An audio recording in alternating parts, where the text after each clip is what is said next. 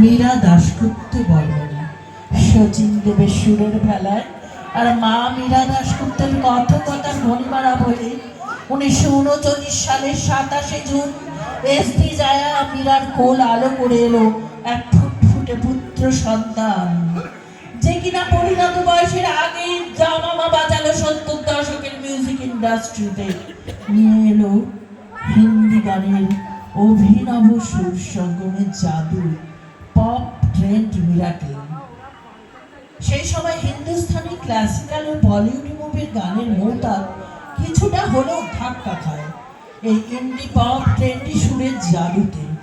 মানুষ মোহিত হয়ে গেল সেই ধামাকা মিশ্রিত এই ইন্ডি পপ ট্রেন্ডি গানে, যা চমকে দিল আন্দুরিয়ার মিউজিক প্রিয় মানুষকে। আপনারা বলুন তো কে হতে পারে এই মানুষটি?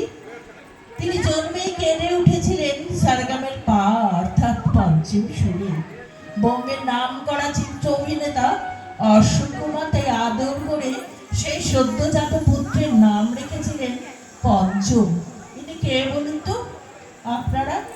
না, আর ধাঁধায় রাখবো না আপনাদের। এবার বলি, তিনি বম্বের মিউজিক ইন্ডাস্ট্রির প্রতিভাধর সুরকার ও গায়ক আর.ডি. বর্মন ওরফে পঞ্চম অর্থাৎ পঞ্চম দা, যার গল্প গানে আজ ঝুড়ি ভরবে আপনাদের।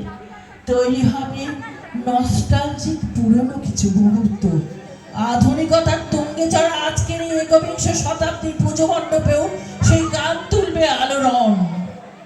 মনে পড়ে সেই দুনিয়াকে কে সৃষ্টি করেছিলেন তাকে, সুরের ম্যাজিক আর রোমান্টিকতার মাদক মিশেলে।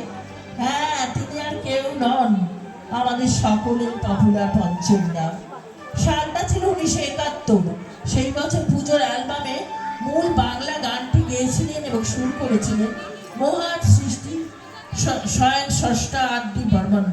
গানটির লিরিক্স লিখেছিলেন বোম্বের বিখ্যাত চিত্রনাট্যকর সমালোচক শচীন ভৌমিক।